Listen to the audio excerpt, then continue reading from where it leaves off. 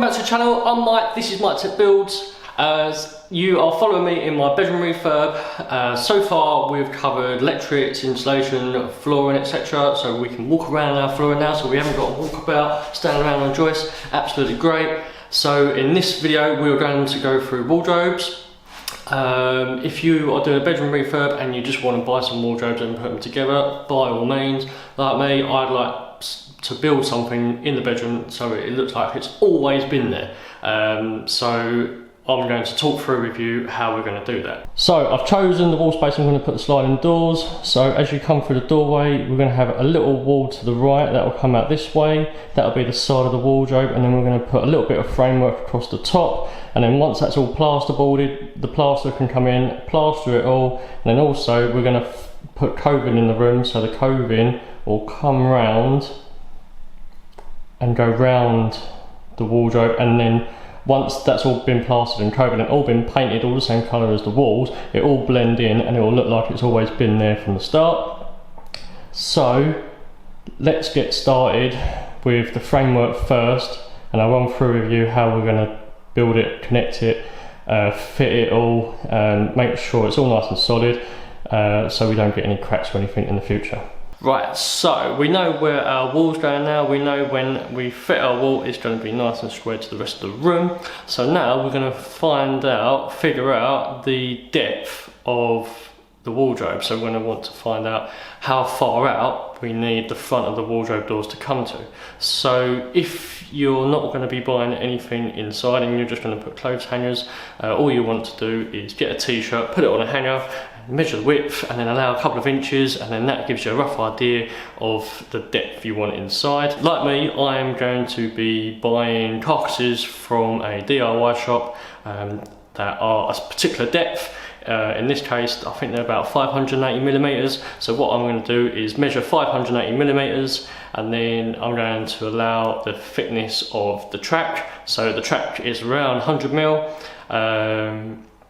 So that's 580 plus 100, so that's 680. So I'll probably round it off to 700mm, just to give me a bit of tolerance when fitting the carcasses inside. And I know they've got a little bit of wiggle room to play with, and it's not too tight. Because the last thing you're going to want to do is build all this, get it all plasterboarded, get it all plastered and painted, and then when you've come to fit the carcasses or inside, it's not fitting. So always just give yourself a little bit of lee room, just so you can play about with the inside bit. To build our stud wall and our framework across the top, we're going to need some timber. So I've gone for 4x2s. By all means use a smaller timber if you want. I've gone for 4x2s because it's what I usually build my stud walls out of, and I don't have any problems with that.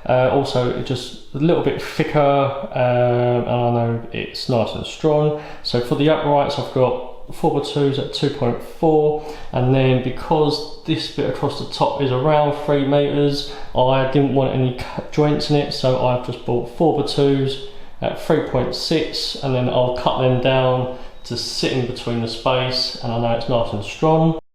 So just a little tip, so we've got our base fitted in. So for the top to go in, sometimes it's easier to get a little laser level like this. If you haven't got one at all, it'll just be a case of putting a timber up and plumbing up roughly where it is level. But if you have got a laser level, we can put it in line with our timber, and then as we go up, we can see that's where our plate's got to go across the top. So we know that top line is perfect with the bottom line.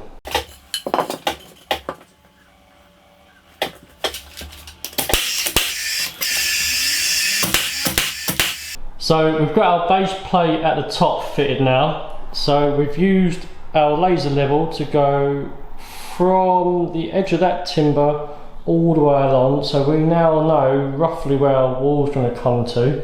So we are going to put a top plate along that line and fix it into the timbers we have put in the ceiling. So we've fitted our top plate to the ceiling now. That's all screwed into our timbers, all nice and solid.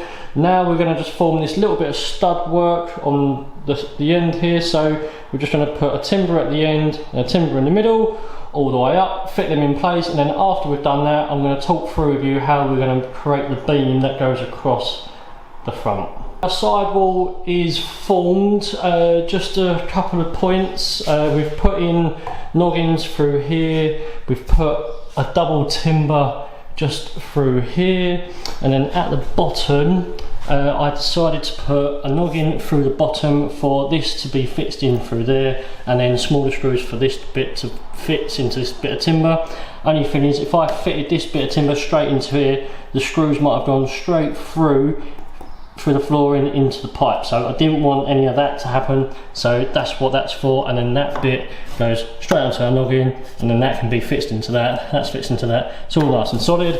At the top we haven't got to worry about that because there's no pipes or cables above. If there is, just check. I checked earlier, so I didn't have to worry about that. What you're going to want to do is work out the height of the doors that are going in, and on where the doors sit in the track, that will tell you what height opening you need. So with the sliding doors that I'm fitting in the gap comes to 2260.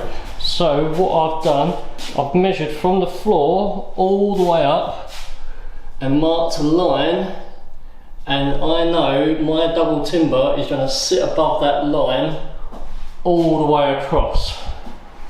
So to get our timber nice and level through there, what we're going to do is we put a laser level up there, so we're going to adjust that to the height of our line, and then that'll ping a laser level line across there, so we know that's where our timber's got to sit at. So we've got our block fitted there, we've got another block fitted to the wall there, that's where our double timber's going to sit on along there. So what you're going to want 2 bits of timber to go in the gap, and then what we're going to do, we're going to put 1 bit of timber on top of each other, and we're going to screw all of that together, keeping them nice and straight. And then what we're going to do, we're going to lift them on top of our blocks, and then we're going to pack them up so nice and level to go with our line, and then we're going to fix it into the top.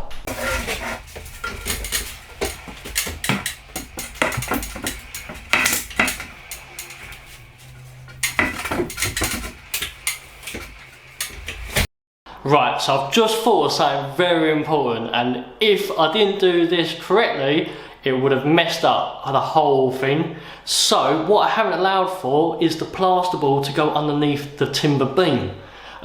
So if I had left it like this and plasterboard it all, the doors would have not fitted, they'd have been too big for the gap.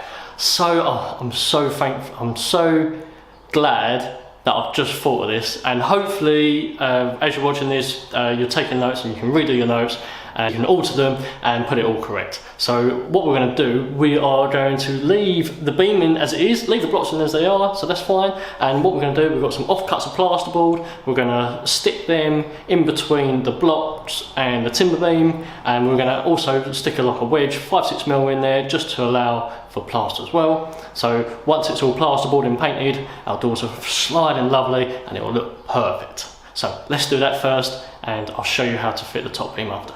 As you can see, we've got our timber across, we've put it on our packers and our offcuts plasterboard either side, we've redone our laser level. As you can see, we can see it a little bit on the timber, and then what it does, it goes onto the back wall and then back onto the timber, and that is because our timber might have a little bit of a bow in it. So what we're going to do, in between the timber and the top plate, we're going to pack that out to raise it down to the timber hits the laser level. If you haven't got laser level, don't worry, just use a 6-foot level across and just pack it down enough so you haven't got any bows in the timber.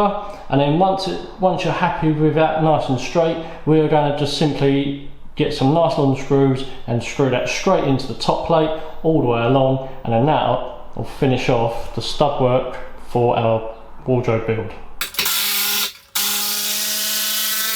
It's starting to look more like a wardrobe already, just needs a bit of plasterboarding. So we've finished our top beam, so that's all been screwed in, that's all nice and level, the side bit's all finished, so we are ready to cover all this timber in plasterboard. We've got our plasterboard, this was our offcut from earlier, this is 12.5mm thickness. So that side is the plaster side, that side is the side that wants to go against the wall, so always remember the lighter side is the side you want to screw through. So you're going to want some tools. I tend to use a 6 foot level. You can use a smaller level if you like. You're going to need some drywall screws. These screws are specifically for plasterboarding. Little handsaw. You're going to need a cordless, Stanley knife, tape measure, pencil, and this is a plasterboard smoother. So if you've got any rough edges, this just smooths off them. So once you've got your measurement, we're going to start from the bottom and work our way up and measure where we need to. Once we've measured that, we're going to draw a line all the way along, and then we're going to cut it with a Stanley knife, and that's how we're going to cut our plasterboard.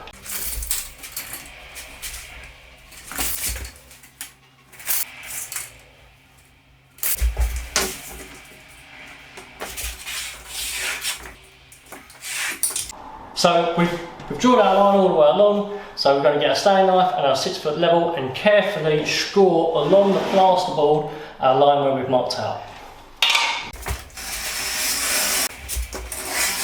So once we've scored our plasterboard, we're going to bring the plasterboard out a little bit, and you'll be able to bend it and it will snap where you've scored it, and then with the Stanley knife you'll cut along the back edge.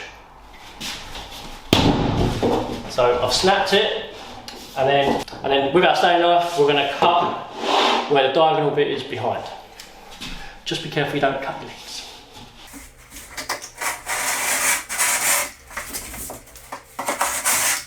If you can't reach, just cut it from the front.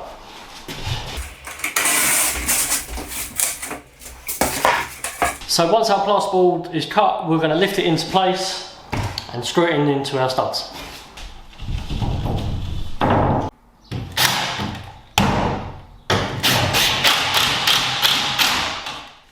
And then once you've got a couple screwed in, you can just screw the whole lot in and it's job done. We've got our first bit of plasterboard in. What you want to make sure you do, when screwing these in, make sure they're nice and flush and they're about 8-9 inches apart all the way up, and then it keeps it nice and strong. And then this edge, where you can see it's all a bit rough, we're going to go and get the handsaw and we're just going to smooth that off. You can use the planer, but you might not be able to get right flush with this timber. The only good thing with a saw, you can get right close to it, and then you're going to want to do that all the way along. So when we come to plasterboard this side, it's got a nice smooth bit to go against. Now we've smoothened off this bit of plasterboard, we are simply going to repeat this process along the beam, down this edge, on the inside of the wardrobe and the inside of that beam. Just bear in mind, if you have got any cables like I have, just remember where they are. You don't want any screws to go into them. This is for a light switch that I'm going to cut a back box around here somewhere. I'm going to do that before this all gets covered up in plasterboard, and then once that's all plasterboarded, it should be ready for plastering.